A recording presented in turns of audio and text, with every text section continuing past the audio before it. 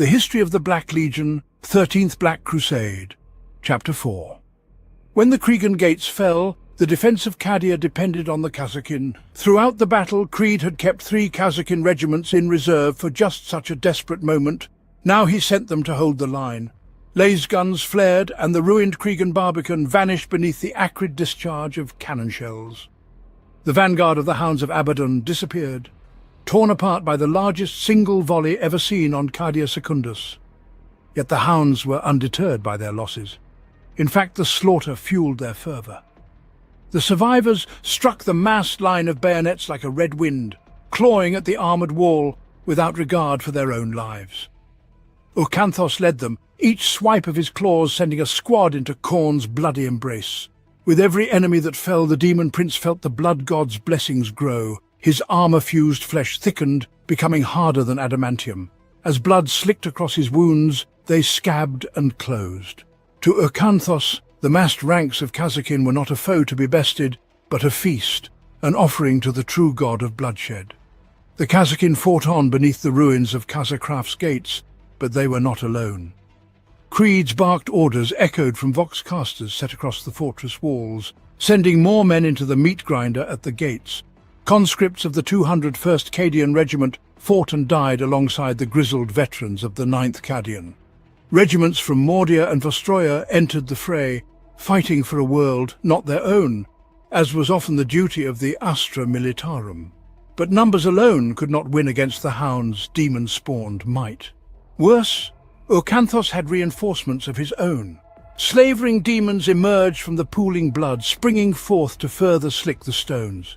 Maddened cultists, ebon-clad black legionaries, and hell-wrought behemoths stormed across the ruined gates, seizing the opportunity to slaughter and perhaps catch the restless eyes of the dark gods. The Kazakin of the 2nd Cadian perished where they stood. Not a man among them gave ground. Others were not as valorous. The discipline of the 33rd Cadian shattered when their colonel was torn apart by raptors. Wavering hearts turned cowardly. Like a dam giving way before storm waters, the 33rd broke and ran. With them went all hope of holding the gateway, and their cowardly example drained the valour from their comrades as surely as a demon's roar. The trickle of the 33rd's rout became a flood as panic spread. Regimental colours were abandoned and weapons cast down. What had once been a bastion of defiance had split asunder, and Ocanthos's victory lay within his taloned grasp. Even as the heart of Kazakraf wavered, old perils were renewed. Beyond the eastern wall, Baroness Vardas's knights fought a losing duel with the surviving titans of the Legio Volcanum. Though the god machines could no longer draw upon Princeps Tiron's direction, their firepower greatly outstripped that at the command of the nobles of House Raven. Vardas was no fool. She'd slain men in duels for even hinting otherwise, and she commanded a fighting retreat.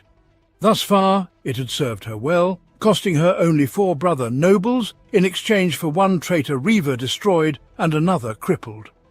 Yet a fighting retreat required ground to retreat to, and the knights of House Raven were rapidly running out of room to manoeuvre. As the weary Baroness ordered yet another withdrawal, her lance-mate disintegrated in an eruption of superheated light. Hurried interrogation of her synapse web confirmed Vardas's greatest fear. Vessel of Damnation had rejoined the fray. Further south, knee-deep in the bodies of his foes, Marshal Amalric experienced an uncharacteristic moment of doubt. Foes still offered their lives up to the Black Templars' positions, but no longer in the numbers that had graced previous days. Gazing north, Amalric recognized the storm gathering over Kazakraf's Cregan gates. At last, the Marshal acknowledged what had been obvious to his peers from the start, that the Black Templars' strength would have been better employed upon the walls of the fortress than at the Martyr's rampart. Even generations later, the stubbornness of Rogel Dawn still haunted his inheritors. But perhaps there was still time to correct the error. One of the Cruxis Crusades' Thunderhawks had been destroyed during the opening bombardment, but the other endured, untouched in a subterranean hangar. Swallowing the last of his pride, Amalric gave orders to abandon the Martyr's rampart. At Kasr Kraf, the Hounds of Abaddon slaked their blades and thirsts upon the routing guardsmen. Ocanthos bellowed with delight. He had been given one task and one task alone: breach the fortress and destroy the machine that held the will of eternity's fury in abeyance. But now the Scourge-master saw no reason to stop at such half measures. Proud Cadia had broken. Its defenders trampled one another in their eagerness to flee his coming. He, Ocanthos, would do what Abaddon never had. He would shatter the last resolve of the fortress world. The rewards of triumph would be his, and not the Warmaster of Chaos. A volley seared the air, its fury hot enough for the demon prince to feel through his calloused skin.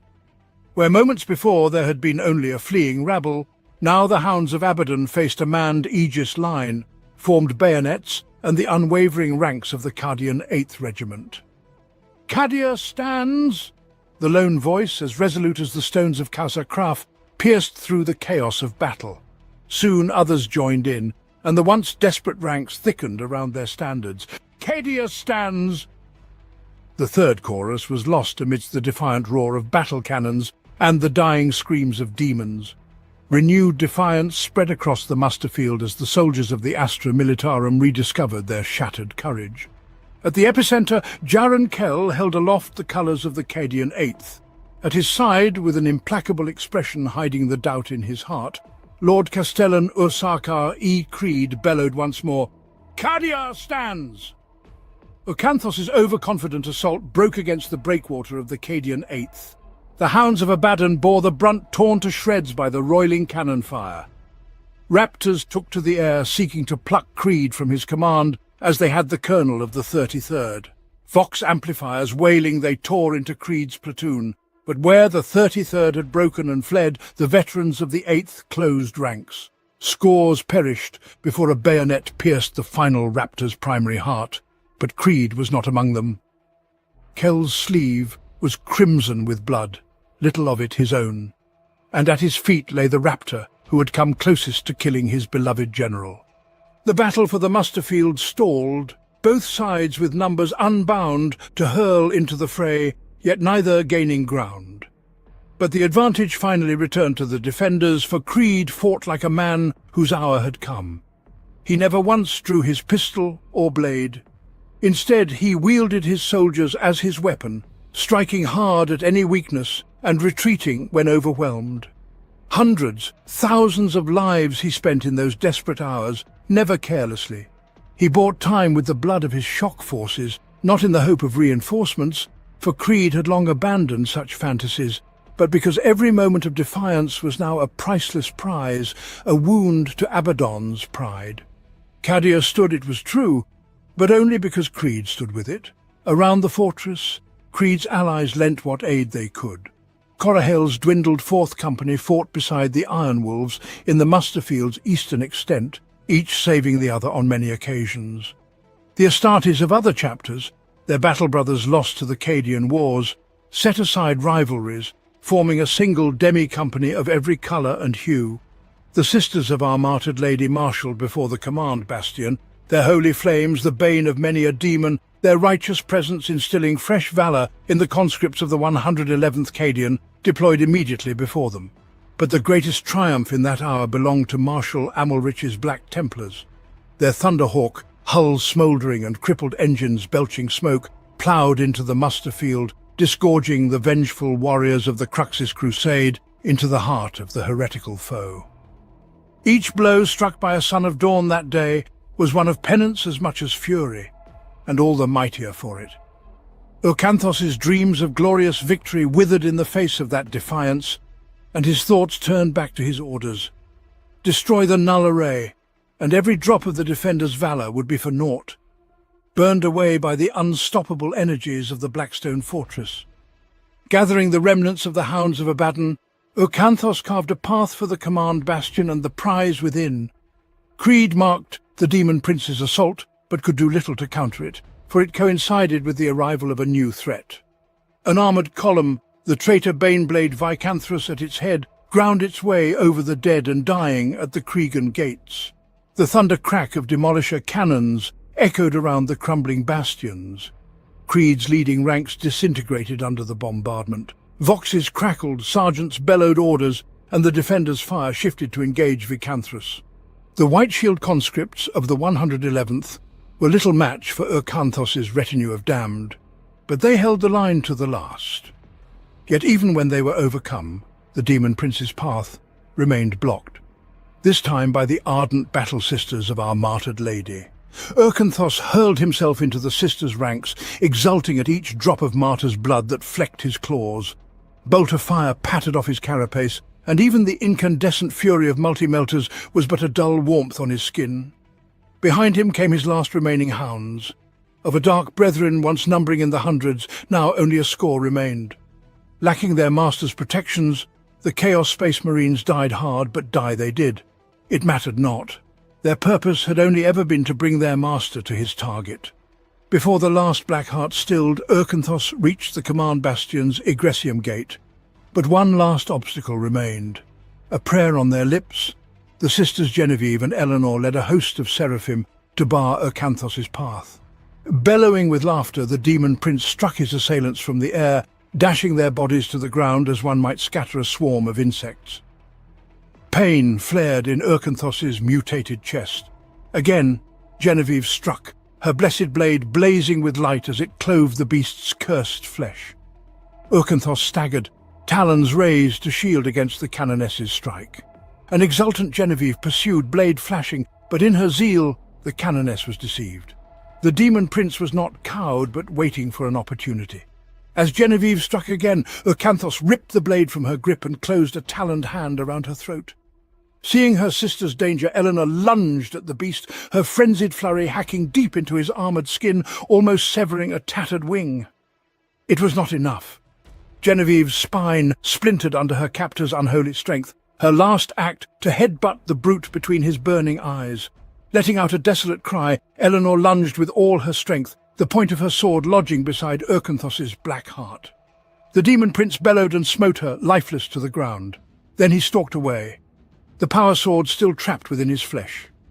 In the muster field, Marshal Amalrich prepared for another assault against the formidable Vicanthrus.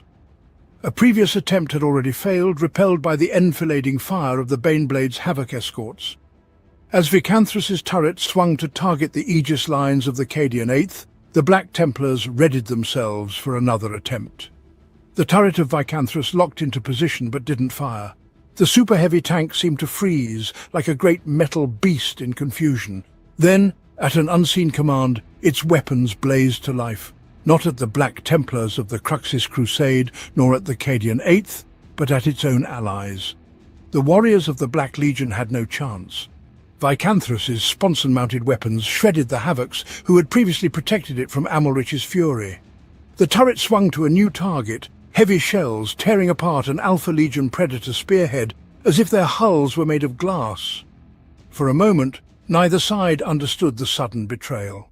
No one noticed the cloaked figure who ducked briefly from the shadow of a ruined bastion, a flood of silvery nanomachines flowing from his hand into the crannies of Vicanthrus's armour. That moment was all Creed needed.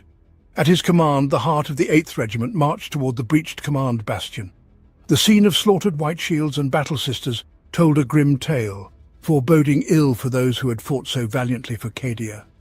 Inside the command bastion, Urkanthos let the mangled body of Magos Clan slide from his claws. A half-maniple of Skitarii had tried to bar his way, but none of the Omnisia-spawned weapons had hurt him as much as the twin canoness's blades. Eleanor's sword still protruded from his flesh, the hilt burning like fire whenever the demon prince touched it. But his goal was now within reach. Beyond the edge of the buckled walkway, half a mile straight down into the bedrock of Cadia Secundus, the Null Array's capacitors arced and crackled. Destroy them, and Cadia would be at the mercy of the will of eternity once more. Sweeping back his wings, Urkanthos plunged from the walkway, gaining speed as Cadia's gravity embraced him. "Double time! Faster, damn you, faster!" Creed's voice cut through the madness of battle. The veterans of the 8th Cadian Regiment, ever obedient, picked up their pace, breaking into a run.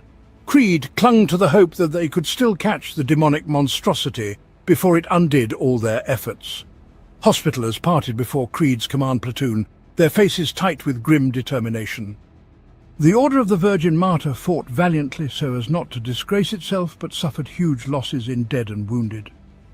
At least they had fared better than the 111th White Shields, Creed noted grimly. The Order still fought in other parts of the fortress, other reaches of the galaxy even, but the White Shields were no more. Who would remember their sacrifice once Casa Craft fell? The leading squads reached the wreckage of the Egressium Gate. Weapons ready, they rushed inside. "Can we even kill the beast that did this?" Lieutenant Cormachan muttered. Creed turned to the aide, whose face was pale, eyes darting warily across the carnage. It took a dozen battles to make a veteran. How many had Cormachan seen? How many more would any of them see? Cadia's time was ending. That much was clear. Kell kicked the corpse of a tusked brute. "If it bleeds, it can die." He pointed at the broken body of a canoness, drawing attention to the thick ichor spattered across her armor. "They made it bleed. So can we." The ground trembled. The ululating wail of tortured air rippled outwards from the Egressium Gate. Creed was still processing the sound's meaning when his bodyguard, Sergeant Jaron Kell, shoved him clear. He hit the ground beside the slain canoness, just as the doorway exploded in fire. Kell landed beside him, singed but unharmed. Cormachan wasn't so fortunate. He barely had time to scream before the fireball engulfed him. The air filled with the sizzle pop of burning flesh and a brackish, meaty stench. Other aides threw themselves clear, uniforms smouldering as the flames took hold. Kell hauled himself upright and offered Creed his hand. "Your luck holds, Lord Castellan." Accepting Kell's hand, Creed rose. "You're my luck, Sergeant." He looked at the blackened doorway. A vast crack split the outer face of the command bastion, testament to the explosion's force. The sounds of battle seemed muted now, as if they belonged to another world. 3 squads had preceded them into the command bunker. They were surely dead. Not that it mattered if the explosion meant what he thought. He found himself staring skyward without meaning to, searching for the angry cyclopean eye he knew he'd not see. Would there be any warning? Was there any point in fighting on? He shook the thought away angrily. There was always a point. That was a Cadian's duty, his purpose, defiance in the face of the inevitable. His stomach knotted with rising anger. He might fail in his charge to defend the Cadian Gate, but he'd never stop fighting. Never. "Give the order, Sergeant. We're going back to the muster field. The 8th stands, Cadia stands." A surviving aide, as pale as Cormachan had been moments before, pressed a manuscript to his lips. A talisman. Quite possibly an heirloom. Many officers had them. "The Emperor protects." Creed rounded on him, unable to contain his wrath. He dashed the script from the officer's hand and ripped the pistol from his holster. "The Emperor!" Creed bellowed. "He's light years away!" He thrust the pistol into the officer's chest, forcing him back a step. "You want salvation, lad? You forge it with this. Not with prayer, not with scripture. A soldier makes his own fate. He doesn't plead for miracles." The officer gaped open-mouthed, not at Creed, but at something in the sky behind him, far above the command bastion. Kell was looking too, a grim smile on his face. Clenching a fist to calm himself, Creed spun around and stared upward. He didn't see it at first, but when his eyes at last settled upon it, he was amazed they had ever failed to do so. "Well, I'll be damned," said Creed. Then he cracked his first smile in 10 standard years. Belisarius Cawl hadn't planned to stay on Eriad 6. Logic dictated his departure. Protocol insisted. Every moment he lingered increased the toll on his forces by Gangric's successors. Yet the Archmagos couldn't bring himself to leave. The mystery captivated him, stirring emotions long dulled by millennia of self-augmentation. He had to understand Veilwalker's cryptic advice. Was it connected to the reliquary hidden aboard the Iron Revenant? Could he risk assuming it wasn't? The Shadowseer had hinted that Eriad 6's secrets would be revealed now, or not at all. Cawl didn't doubt that his and Veilwalker's goals aligned only temporarily. But even a fleeting alliance could change the Imperium's course. He'd witnessed it many times, even if he couldn't recall the details or the names involved. Too many fragmented memories, scattered like a mosaic. Despite Cawl's attempts to preserve it, the past lacked the immediacy of the present.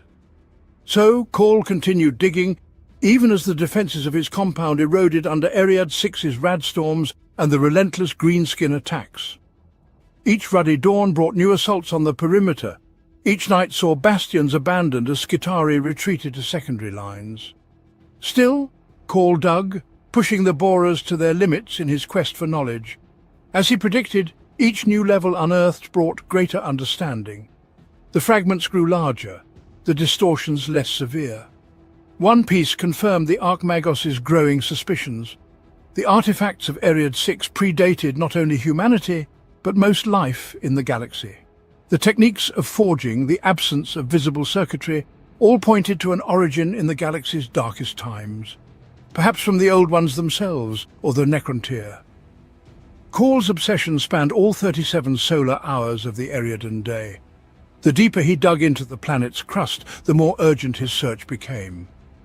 Occasionally he spotted Veilwalker watching him from the shadows. The Eldari Shadowseer seemed visible only to him. She came and went as she pleased, passing through shielding lines and vacuum bulkheads like a ghost. Call wondered if she was truly there or a figment conjured by memory augments, suffering rad degradation. Each time he concluded it didn't matter. The madness of discovery gripped him. He had to know.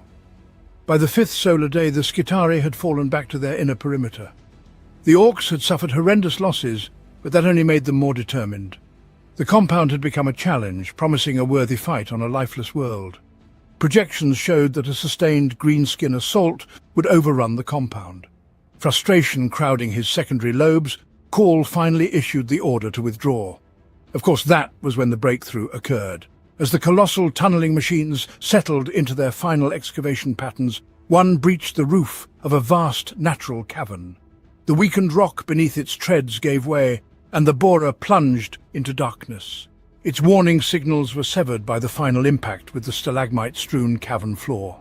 But its last transmission showed a slab-sided structure of black stone. Call immediately halted the evacuation. Ordering the Skitarii to defend the landing zone until his return, he descended into the depths. Without warning, Veilwalker appeared, her mask swirling with unreadable emotion. "Do you understand?" Call nodded, too horrified by the implications to question her presence. "The pylons, the immaterium. The one holds the other to its rhythm." Veilwalker's mask turned an angry red. "Without these stones, dancers become slaves to a refrain bereft of order. The galaxy dies, reborn in madness. Can it be prevented? Cadia is the end and the beginning." Cadia, where the pact was first forged. Coincidence? Call no longer believed in such things. "This is too important for riddles. Answer me plainly." But Veilwalker was gone, leaving the Magos with no answers, only a place to seek them. "Despair, and you give yourself to the shadows. Believe, truly believe in the Emperor of mankind, and you shall walk in his light no matter how dark the path you tread." St. Celestine. She descended in a blaze of holy fire, an angel sent from the Emperor's hand into the heart of the war. Like a thunderbolt from a golden star newly arrived in Cadia's skies, she swept down towards the beleaguered walls of Casa Kraf. The defenders began to chant her name, starting with the survivors of the Order of Our Martyred Lady and spreading rapidly among the faithful, uttered with reverence and joy. Celestine. Their prayers had been answered, the miracle had arrived. She struck the muster fields without pausing, the firestorm of her descent scouring the besiegers from the stones. Celestine moved forward, her sword a blur of silver light amid the swirling smoke.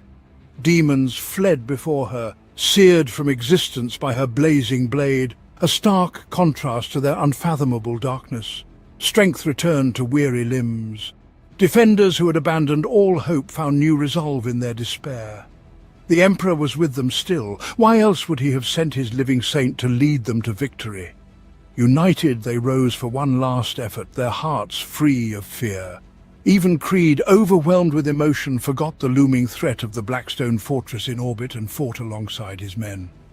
Only the warriors of the Adeptus Astartes, except for the zealous Black Templars, felt no stirring at Celestine's sight.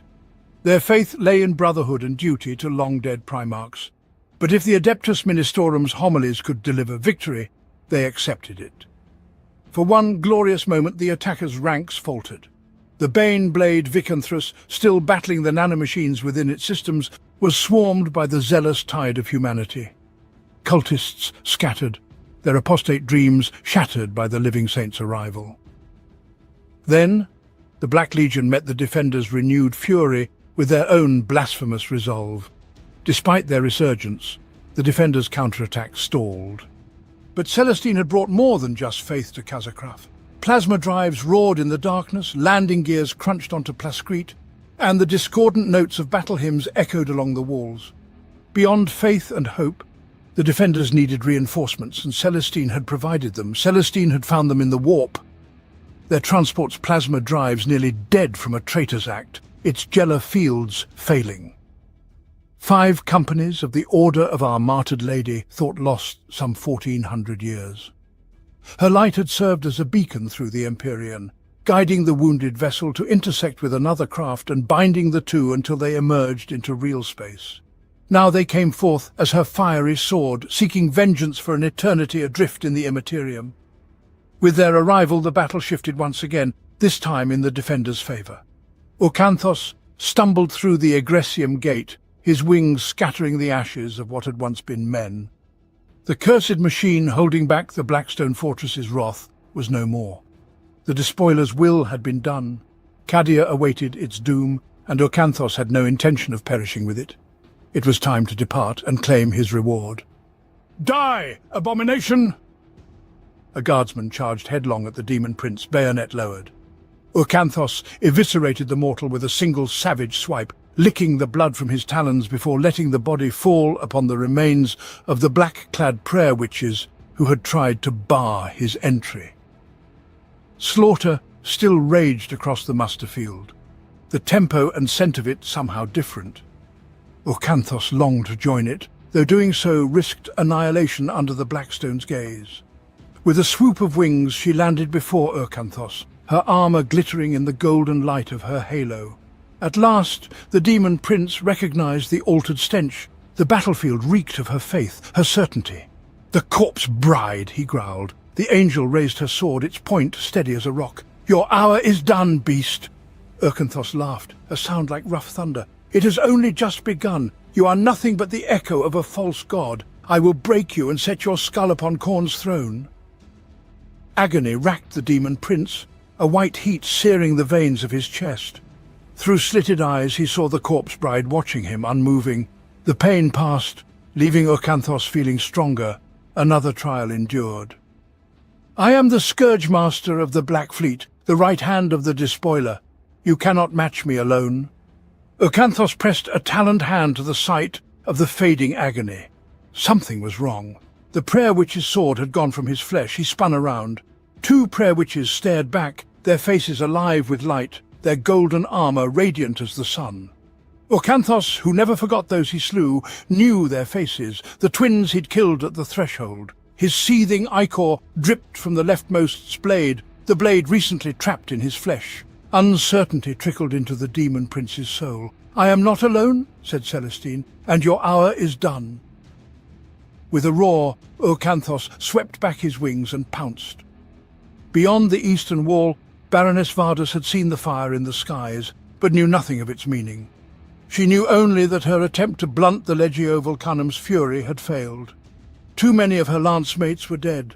All that remained was the glory of an honourable death. Yet as Vardus keyed her Knight's reactor to overload, gold-liveried Thunderhawks and Stormhawk interceptors roared from the skies. The starboard quadrant of Vessel of Damnation's carapace disintegrated under brilliant turbo-laser beams, and the Thunderhawks peeled away. With a grim smile, Vardus secured her reactor from overload. A reckless run was the strategy of the hopeless, and her hope was reborn. In orbit around Cadia, the weapons batteries of the Imperial Fist's newly arrived battle fortress, Phalanx, roared to life. The Black Fleet reacted swiftly to its presence, but Phalanx's aging shield generators held firm against the relentless broadsides. Captain Garadon was unfazed. In recent days, he had fought alongside the spectral legion of the damned, witnessed the heart of his sacred charge torn out to prevent its capture by the enemy, and seen a crippled Imperial Navy transport dock with Phalanx amidst the chaos of the warp. He had experienced events he thought he'd never see, and witnessed things he swore he'd never understand. But now, Phalanx alone against the Black Fleet? This was retribution, long overdue. As Phalanx had entered real space, the Legion of the Damned had faded away as silently as they had arrived. Phalanx bore down on the will of eternity, its shields crackling as it brushed aside the Black Fleet's leading edge. Garradon ordered the flank batteries to engage the traitor battleships, while the formidable prow guns lay silent, conserving power for the first critical salvo. Despite the ravages of time and recent sacrifices, Garradon sought to ensure that the first planet-cracking salvo would count. Another vessel would have perished already, turned into drifting scrap by the Black Fleet's fury. But Phalanx was the Fist of Dawn, his first and greatest gift to the Emperor of Mankind. Even decaying and undercrewed, no other vessel could match it. Even without the escort fleet it deserved, the mighty battle station held its own. But it could not do so forever. Sensor panels lit up with warnings as Abaddon's fleet broke orbit to engage. Garradon ignored these warnings. There would be no surrender, no retreat. If this was to be Phalanx's last battle, so be it. Garradon held his course, aiming straight for the will of eternity's black maw. Sven Bloodhowl's bolt pistol clicked on an empty chamber. Cursing, he slammed another magazine home and fired, shattering a demon's skull. Red eyes blazed in the darkness. "Morkai's teeth!" Bloodhowl roared. "We can't stay here forever!" As if to prove his point, the gates of the castellum opened wide, and a ragged mob of mutated crewers surged across the narrow causeway. Heavy bolters cut them down like reapers among the chaff. Solvik Whitemane fell, a gaping hole above his primary heart. "What choice do we have?" snarled Jan Frostclaw. "Those emplacements will tear us apart." Bloodhowl recognized his own frustration in the Wolfguard's tone. The solar hours since the destruction of Firemane's Fang and the boarding torpedo's strike were a blur of endless battle, lost brothers, and desperate marches through darkness to outpace pursuit. Had it been solar days? Weeks? Bloodhowl no longer knew, only that their duty was not yet done. His dozen survivors were alive only because the traitors seemed unaware of the Blackstone Fortress's full capabilities, and the vessel itself seemed to aid the invaders. Bulkheads unsealed and automated defenses disengaged without warning. Whatever passed for a machine spirit in the will of eternity wanted them to succeed. Like a frost wolf bloated by disease, it wanted to die. Bloodhowl leaned around the bulkhead and tossed his last frag grenade into the screaming mass. It exploded with a dull crump, hurling bodies into the gantried abyss. "If that is our duty," Frostclaw scowled but nodded. "If that is our duty." What made it worse was failing with the objective in sight. Beyond the castellum, twisted cable clusters betrayed the presence of a power interchange, a legacy of the Blackstone service in the Imperial Navy before the Gothic War, now subverted by its traitor crew to channel power to its shields and weapons batteries. Destroy it, and a portion of the will of eternity would go truly dark, perhaps giving the remnants of the Cadian fleet a chance to destroy it. A shift in the light drew Bloodhowl's gaze to the cracked viewport. Blue sparks chased across a golden prow the size of a star fort. "Phalanx," he laughed. "So Dawn's stiffnecks want to play, do they?" New shapes flickered into existence around Bloodhowl, their sable power armor edged with flame and moulded bone. The newcomers advanced on the castellum, bolters screeching flame. Bloodhowl raised his chainsword high, for Russ and the Allfather. Thus did the fire howlers of Fenris go one last time into glory. Flame gouted from the will of eternity's flank. It was the tiniest of pinpricks, insignificant against the Blackstone Fortress's vast bulk, but with it, the shields across the lower portside quadrant sputtered and died. From the strategium of Phalanx, Garradon witnessed the moment of weakness and seized it. The vessel's main batteries, dormant for centuries, roared with a fury to make their long-dead creator proud. The first salvo cracked the will of eternity's gleaming armor. The 11th pounded it to dust. Traitor cruisers drove hard for Phalanx's main batteries, their captains ramming headlong into the fortress to halt their fury. Some guns fell silent, but not enough. Never enough. Phalanx gnawed at the Blackstone's obdurate hide, battering ever closer to its heart, inch by unforgiving inch. Garradon ignored the wailing klaxons warning of hull breaches and the worried reports from his strategium crew. This was the Blackstone's hour to die, and Phalanx was to be its executioner. Another salvo, and something deep within the will of eternity shattered. A crack split the Blackstone's core, brilliant purple light bleeding across the stars. As the battered phalanx limped to safety, the rupture spread, consuming the nearest vessels. With a silent scream that echoed through the minds of every living soul across the Cadian gate, the will of eternity broke apart, its arcane engines dissipating in dazzling aurorae across the outer atmosphere. When the glow faded, a third of the Black Fleet was gone, snatched into the immaterium. Countless void ships lay strewn across Cadia's southern pole, their blackened carcasses smoking. By some twist of fate, the empty and cracked husk of the will of eternity remained in orbit, a dark and lifeless moon staring blindly down at its former prey. Planetside, the Knights of House Raven joined their fire with that of the Imperial Fist's Thunderhawks, their volleys unceasing until the vessel of damnation was nothing but fused and blasted scrap. Led by the Cadian Eighth and the Sisters of Our Martyred Lady, the defenders of Casar Kraf drove the heretics from the muster field. As Kell planted the flag of the 8th Cadian atop the reclaimed Cregan gates, Celestine and her Gemini superior, the slain canonesses Genevieve and Eleanor, reborn through the divine glory of the living saint, cast the lifeless corpse of the demon prince Acanthos from the walls.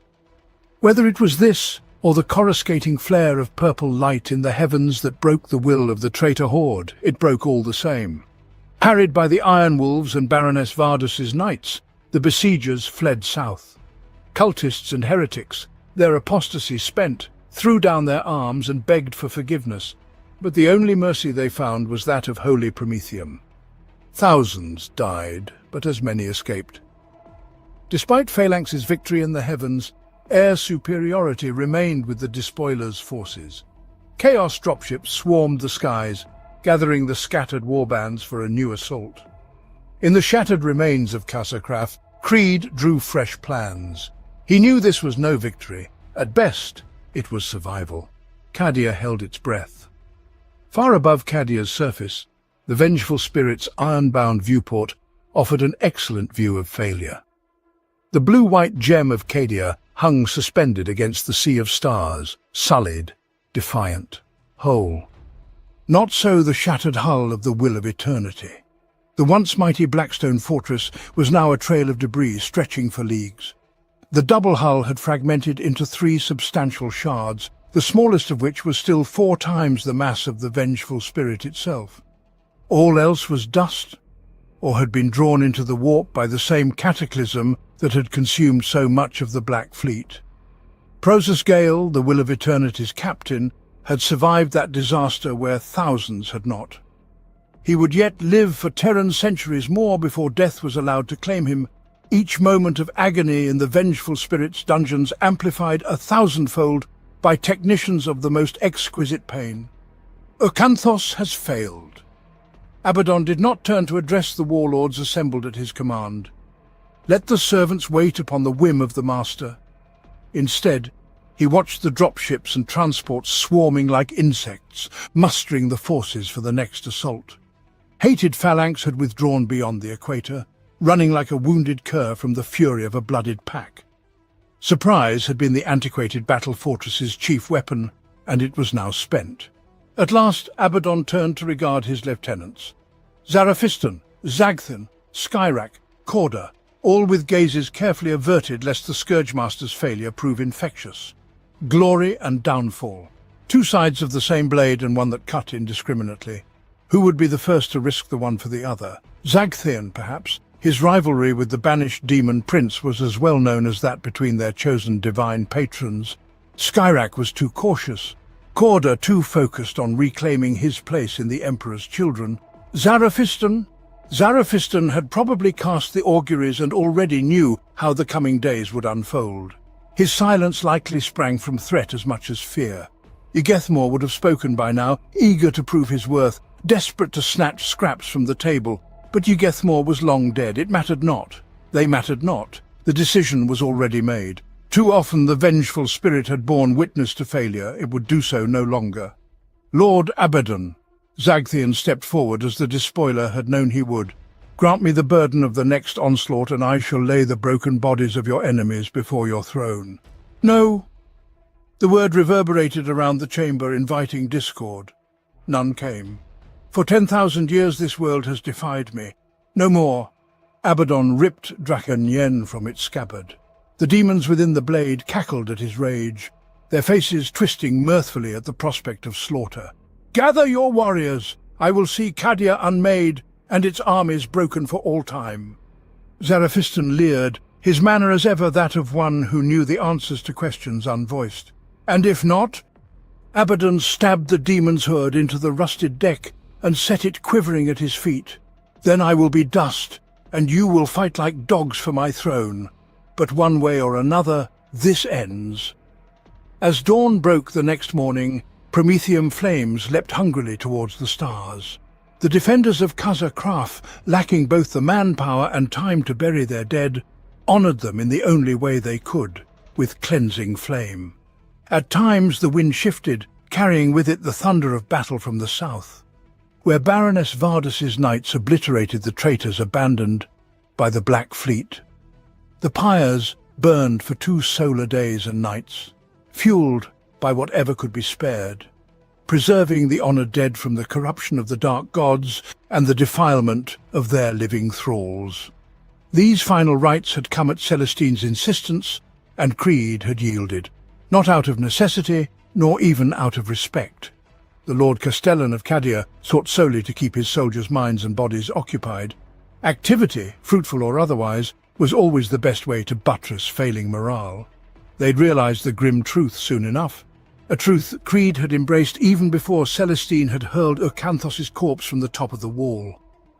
Kraf's greatest moment of defiance had been its last, when the despoilers' hordes came again, and Creed was certain that they would, especially with the abyssal spectres of the Legion of the Damned now standing silent sentry out on the Elysian pylon fields.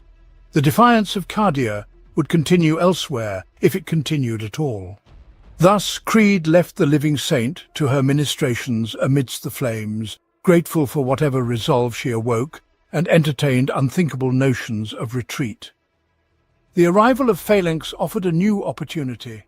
Though devastated in the course of its lone stand against the Black Fleet, the battle station was still capable of warp travel.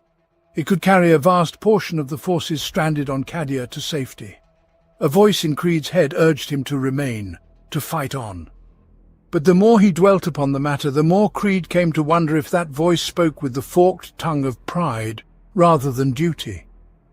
Perhaps Cadia's battle was at long last done, and it was time to defend the outer jaws of the Cadian Gate from Agrippina or Bellis Corona. Little by little, reinforcements trickled in from the outer system. Some were lost the moment they hit real space, ill fortune bringing them under the guns of the Black Fleet. Others fared better, braving the dead fire zone above Cadia's equator and coming safely into the waiting arms of mighty Phalanx. First to do so were Captain Ruiz Tracinto's 5th Company of the Crimson Fists, driven back from Casa Partox with the remnants of the Cadian 14th Regiment. A dozen battered cruisers limped in from Sola Mariatus, their hangars crammed with the tanks of the armoured 51st Regiment and the Knights of House Taranis. Their crew whispered tales of an escape in the face of inconceivable odds, one achieved only when slate-grey cruisers had emerged from the warp and boarded the leading vessels of the pursuing Chaos Fleet. Upon learning those cruisers bore the faded brands of the Space Wolves, Creed inquired of Orvan Highfell if further reinforcements might yet arrive from Fenris. He received no other answer than a stony glare. The last to arrive was not only the most unexpected, but also the most welcome. An Adeptus Mechanicus fleet, inbound from the arid backwater of the Eriad system. Ever the pragmatist, Creed saw their arrival as an opportunity to remake a portion of Cadia's shattered defences. In this, he was disappointed. The newcomers had suffered travails of their own. Though the fleet remained battle-ready, their Skitari maniple had been greatly thinned by strife. The ranks of artificers and battle-masons expended to defend a now abandoned Archaeologica site.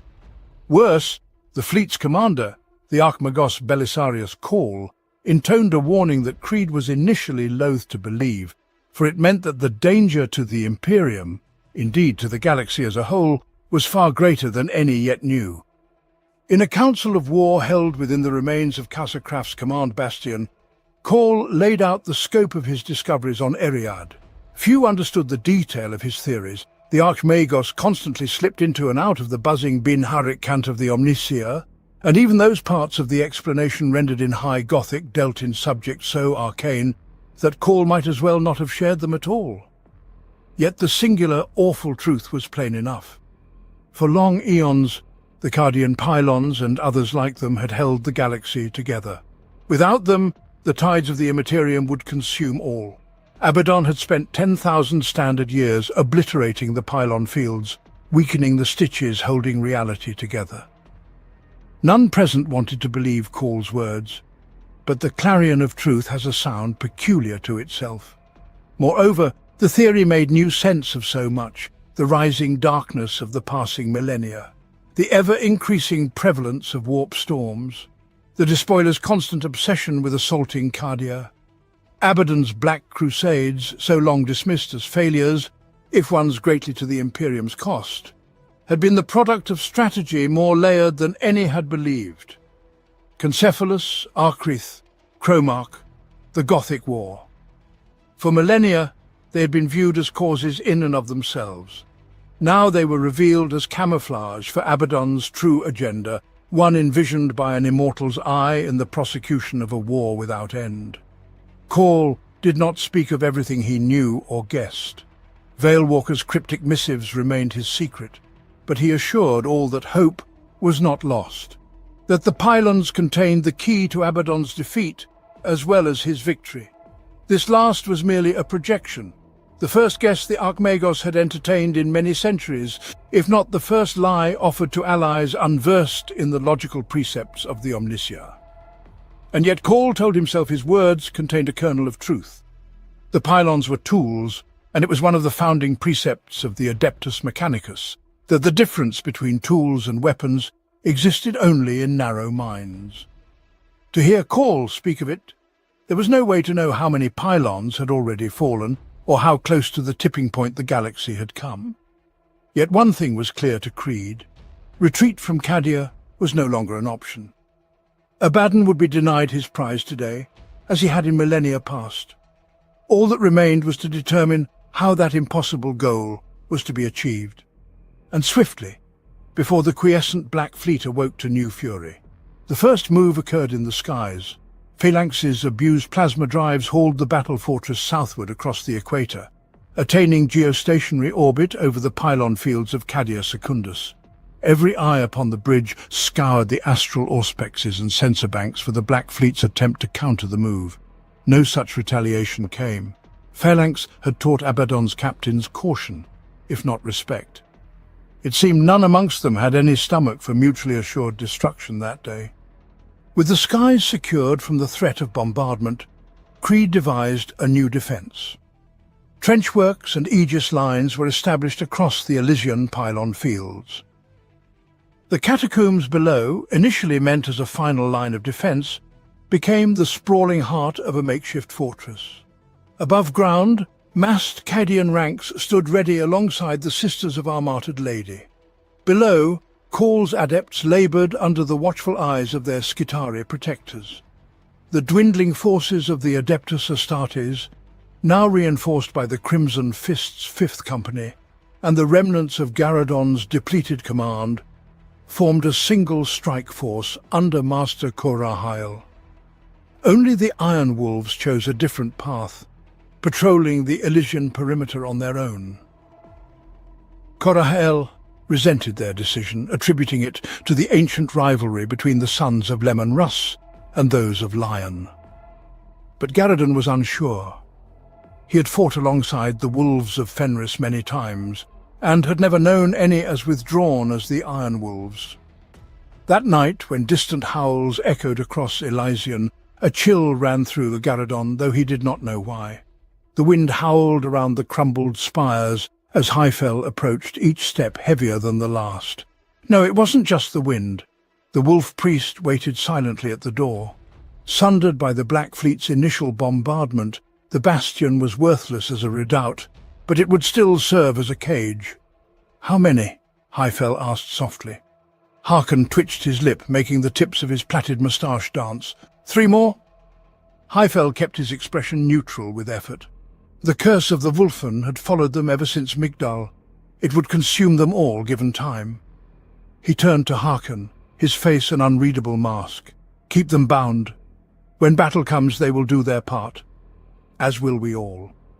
Solar hours dragged on. With every second, the inevitable drew closer. Fevered anticipation of the fateful hour grew worse than the fear of death. All who waited on the Elysian fields, whether born of Cadia or some distant world, silently yearned for the battle to begin, for death or triumph to find them now, while they still had the nerve and strength to face it. Celestine and her Gemini superior hovered silently in the skies above, their radiance bright against a dark future. Yet even the living saint felt foreboding in those hours. Waking dreams assailed her with each new dawn, visions of a fortress afire, its defenders drowning beneath a bloody tide.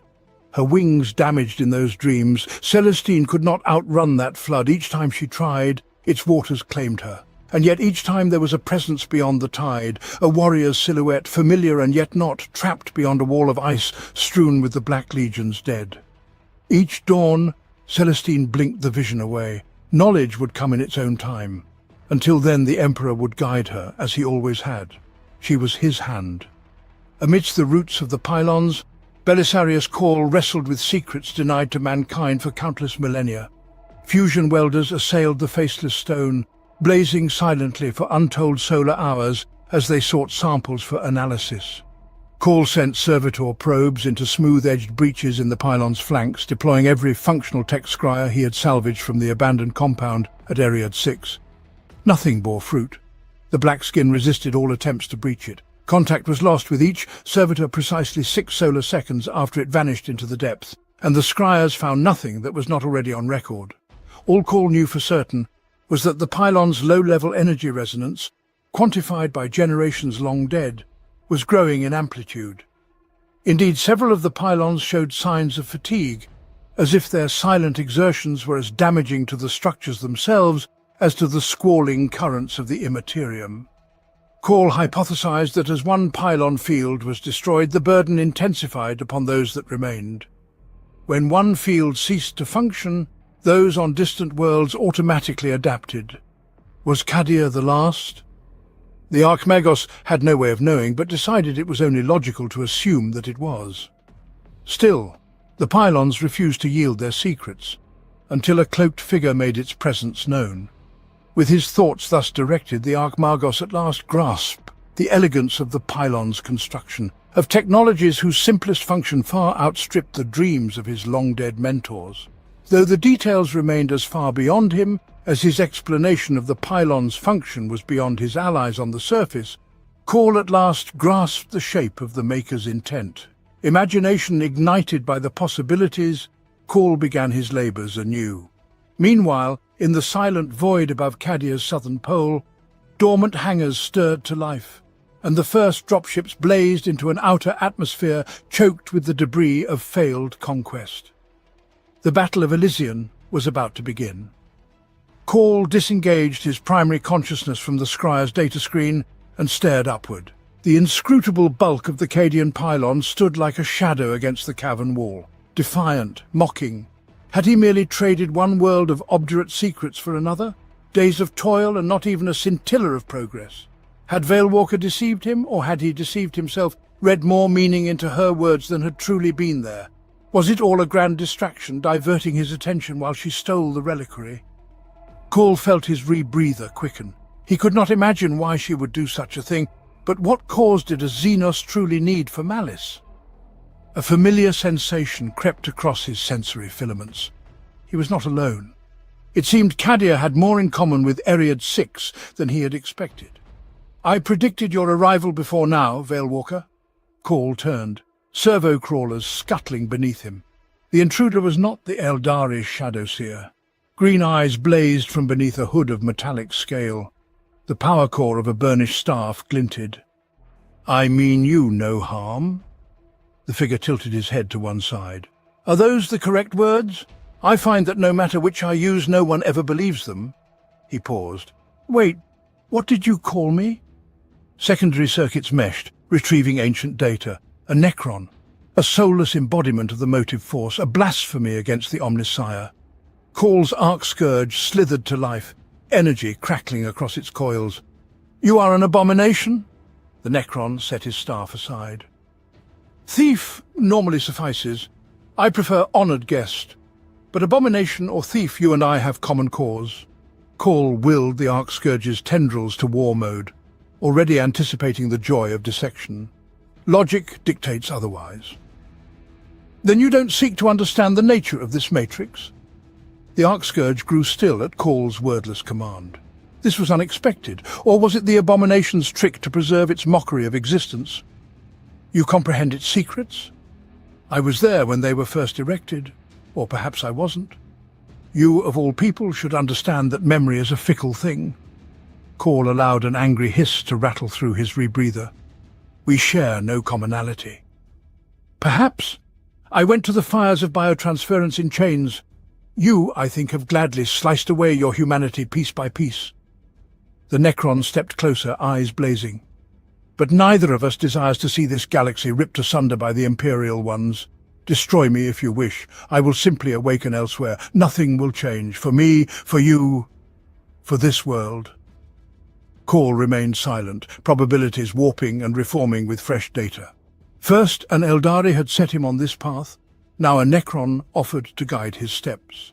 But if the knowledge preserved the Omnissiah's Imperium, show me. Sardonic laughter, dry as dust, echoed around the cavern. I thought you'd never ask. The initial wave came from the west. Landers skirted the edge of Phalanx's bombardment zone, unleashing a horde across the pylon field.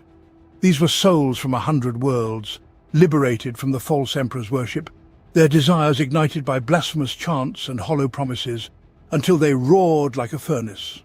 Hive-gangers, manufacturing workers and deserters from the Emperor's light swarmed around the pylons, driven by the demagogic Dark Apostles among them. As they crossed an invisible line, Phalanx's bombardment cannons thundered, claiming hundreds of ragged madmen. Still the Chaos cultists pressed on. The Cadian 9th Regiment held their fire until the last moment, ignoring the reckless autogun and stubber fire overhead.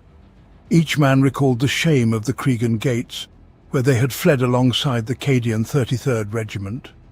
They had lost comrades in the brutal culling that followed, with commissars enforcing discipline through bloody example. One thing gave them more resolve than any other. The chanting mass charging at them was a dark mirror, a path they could have taken had fate been different. The guardsmen of the 9th hated the cultists for daring to embrace the path they had forsaken and punished them for it. At the command, the 9th rose from their trenches and opened fire. Cultists fell, screaming amidst the dust. Apostate preachers' voices faded as cannon fire sucked the air from their lungs. Hundreds crumpled under last fire and earthshaker cannon bombardments, but thousands more advanced, trampling their dead in their determination to reach the Cadian shock troops' lines. As the cultists surged forward, the roar of plasma drives announced new landing craft arrivals. Ramps slammed down to the north and east, marking the beginning of Abaddon's second assault. The battle sisters of our martyred lady held the northern line, with Celestine at their head.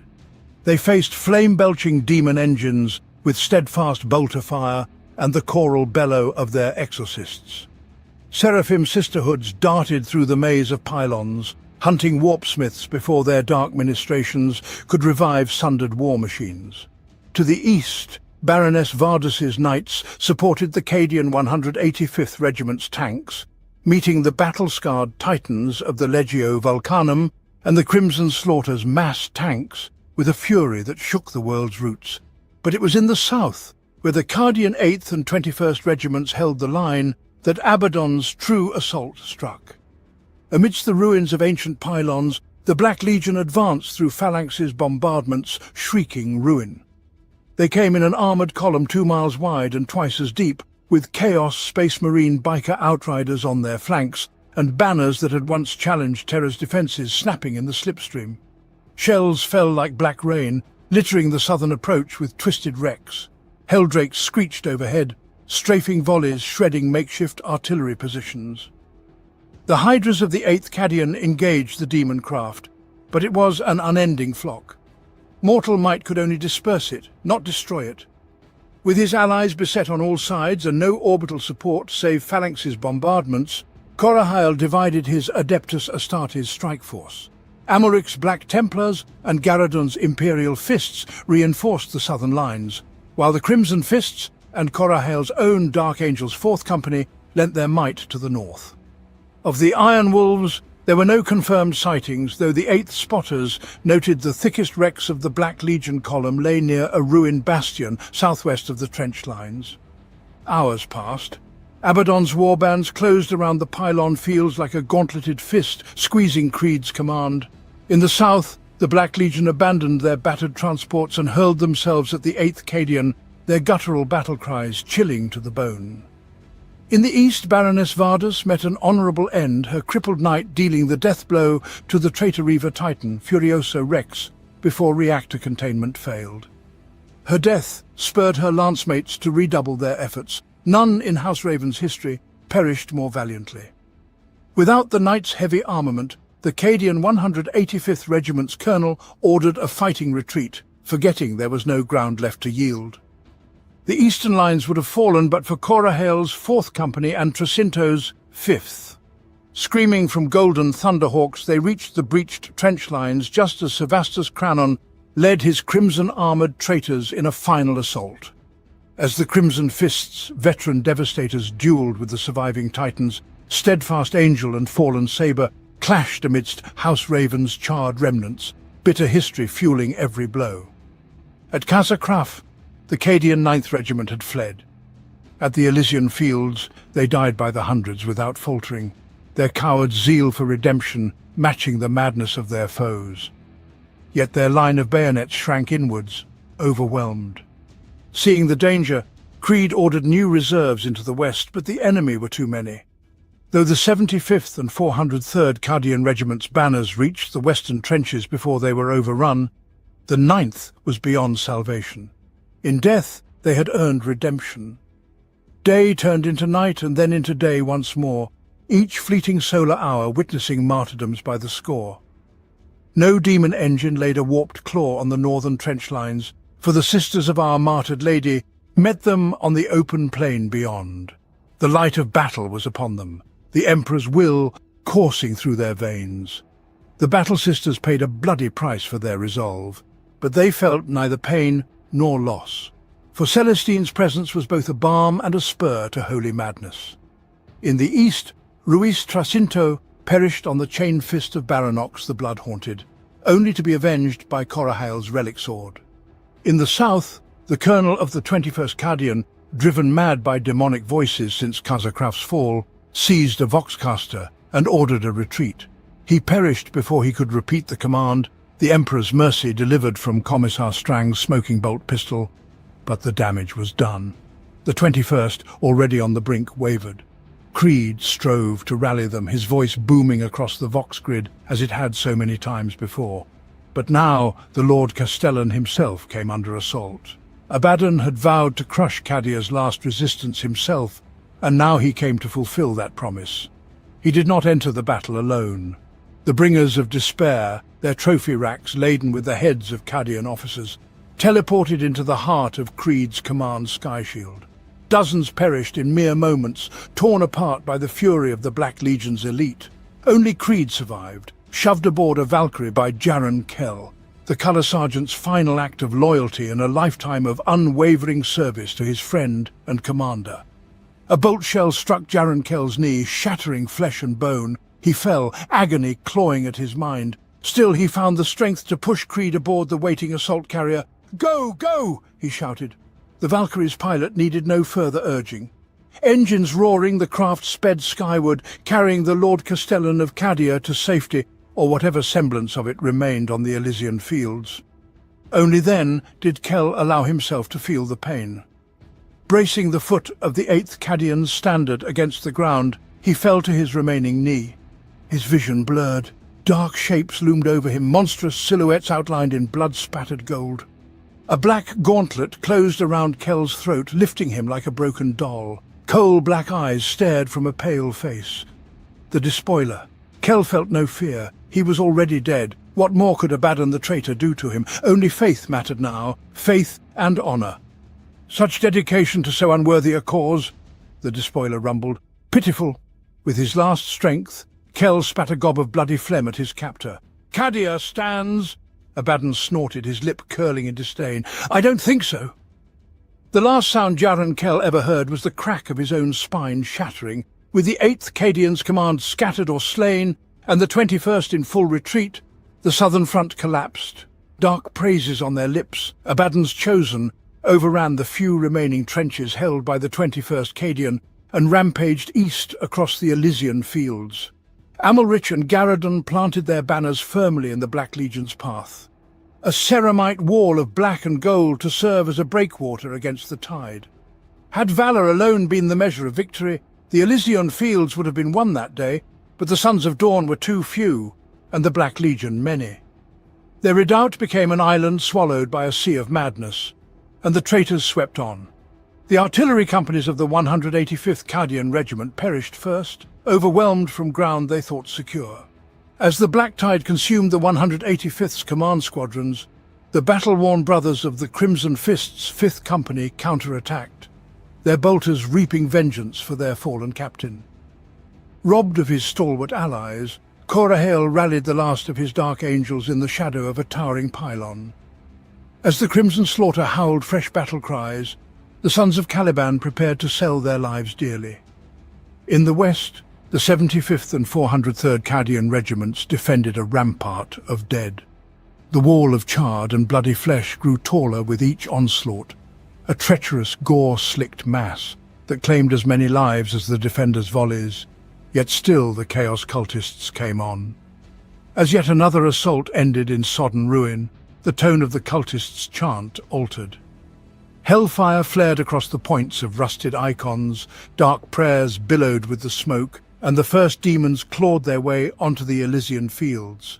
The Hellspawn flickered, inconstant as dreams in the shadow of the ancient pylons, but their claws cut as savagely as always, their whispered promises and the droning of flies no less pervasive for the infirmity of flesh.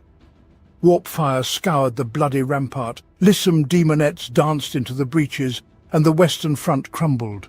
Celestine saw the danger. Only to the north had the traitors' assault crumpled entirely, hammered and split by the unwavering zeal of the Adepta Sororitas. The Battle Sisters had paid a high price for their victory, but it was a victory nonetheless. The light of the living saint shone as bright as ever, the valour of her reborn Gemini Superior undimmed. Southwards they went, hymns of battle echoing about the pylons, the thunder of bolters never far behind. As the remnants of the Cadian Eighth withdrew into the catacombs, Abaddon led his Chaos Terminators in bloody pursuit. Other warbands followed, and soon the outermost passageways echoed with the thunder of autocannons and the screams of the dying. Their ranks bolstered by called Skitarii, the Eighth fought like lions for every inch of those catacombs.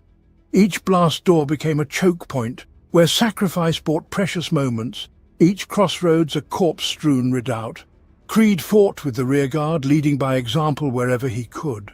With their colours lost, their command dead on the field above, he knew the Eighth needed a talisman, a promise of hope in a battle swiftly turning to defeat. The 8th Cadian did not disappoint him.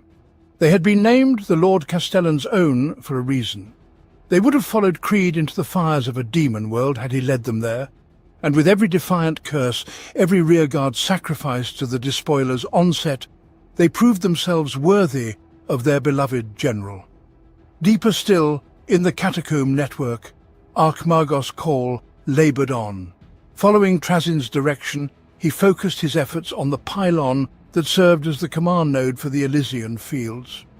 With each moment, the tendrils of his machine consciousness wended deeper into the pylon's pathways, his understanding of its arcane constructions magnifying with each Binharic calculation.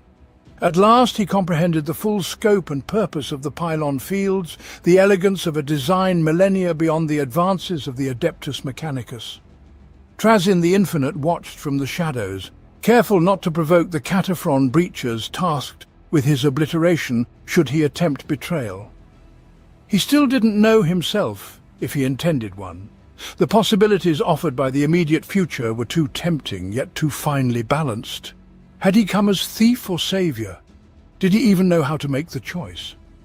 Uncertain, the Necron watched the Archmagos at his work. The western wall of the vast cavern collapsed with an ear-splitting roar. Black-armoured traitors crashed into the line of waiting Electra priests, a line that crumbled within moments of the first blow. Abaddon himself hacked and tore at their head. The demon saw Drakenyen cleaving alloy and bone with ease. Call saw none of it, his tri-level consciousness locked in the joys of discovery. Trazyn watched the breachers' torsion cannons rip into the traitors' ranks, and knew at once the Cataphrons could not prevail. Thief or savior? The decision had been made for him, at least for now. Reaching beneath his scaled cloak, the Necron withdrew a gleaming fractal tesseract labyrinth and hurled it into the fray. It bounced twice, the shifting energy fields decomposing into glowing gossamer strands. Then its captive dimensions unfolded in a burst of dazzling light, disgorging a new army into the war-torn cavern. This was not a Necron legion, nor a cohesive force from a single world. The Tesseract's contents were but a fragment of Trazyn's vast imperial collection, drawn from overflowing archives and storage vaults of duplicate exhibits. Some had been held in Solemnace's stasis vaults for Terran millennia, their captives unaware of the passing centuries. Others had joined the collection more recently, their captivity measured in solar months or years. For Lieutenant Commander Cervantes of the Ultramarines, barely an eye blink had passed since the dark days of the Horus heresy. For his contemptor-patterned dreadnoughts and mortal brothers, no guidance was needed save the sight of the blasphemous icons of chaos and the double-headed Aquila of the Imperium. Led by their dreadnought Talon, the time-lost Ultramarines resumed their eternal battle. Others were slower to react. The 21st Regiment of the Vostroyan Firstborn, taken by the Necron Overlord during a greenskin offensive in the Segmentum Obscurus, were beset by stasis sickness, their heads swimming as they adjusted to reality. But the roar of battle cures many ills, and the desire for survival transcends existential doubt.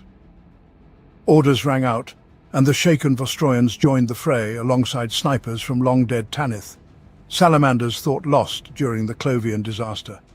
And a lone warrior in golden armor, his scarlet plume and eagle heraldry seldom seen so far from Terra. With the arrival of these impossible reinforcements, the Black Legion assault stalled. Having fulfilled his self-appointed duty, Trazyn retreated to the shadows. The role of savior might have suited him in that hour, but self-sacrifice was a task he gladly left to organics. Yet there was one amongst the Tesseract-loosed group who did not join the battle but observed it coldly from the fringes. Katerina Greyfax, Inquisitor of the Ordo Hereticus, was not known for rash conclusions, counting rashness as a path to heresy. Her bodyguard, the 55th Capic Eagles, had learned this lesson over many standard years of service. Though their lasguns were levelled and safeties disengaged, not a single scion fired. "Sir, we have movement amongst the Blackstone debris." Commodore Trevaux crossed to the Auspex holo display. Phalanx's sensors had taken a beating, but enough fidelity remained to confirm the ensign's assessment. At least a dozen traitor cruisers risked navigating the debris cloud. "What are those scum playing at?" he muttered.